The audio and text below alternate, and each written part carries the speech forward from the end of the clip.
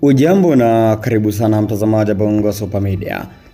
Swali ambalo mashabiki wengi wa klabu ya Simba lakini pia wadau wengi wa soka kutoka hapa nchini Tanzania na pengine barani Afrika wako wanajiuliza, mchezo wa marudiano wa kombe la shirikisho barani Afrika hatua ya fainali kati ya Simba dhidi ya Berkane utapigwa wapi? Kwa sababu taarifa mbalimbali zinaeleza kwamba Amani ndipo mchezo utakwenda kucheza, lakini Simba wao wenyewe wakasema kwamba watatoa taarifa kwa sababu wao wanahitaji kucheza katika uwanja wao nyumbani ambao ni Benjamin Mkapa jijini Dar es Salaam. Sasa hii leo afisa habari wa klabu ya Simba Ahmed Ally ameweza kufunguka kuhusiana na mustakabali wa mchezo huo.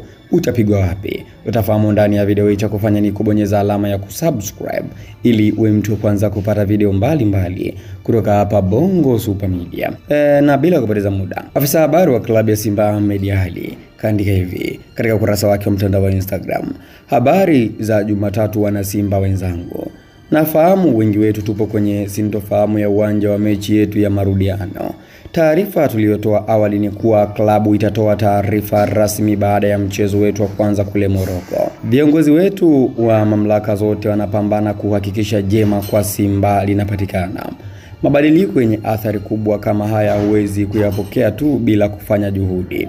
Hivyo basi, ni waombe wana Simba tuendelee kuwa watulivu. Ndani ya kipindi kifupi kijacho tutafahamu mustakabali wetu. Hata hivyo, maandalizi ya kumtapisha Berkane yanaendelea kama kawaida. Tunabeba, iwe chini ya bahari, iwe porini, iwe juu ya mlima, popote tunabeba. Mwisho kunukuu. Hayo ni maneno ya afisa habari wa klabu ya Simba. Ameandika kwamba uongozi wa klabu ya Simba kwa kila aina wanafanya kila liwezekanalo ili uwanja Mkapa utumike katika mchezo wa fainali. Je, unaona kwamba Simba watafanikiwa malaa? Andika maoni yako hapo katika sehemu ya comments.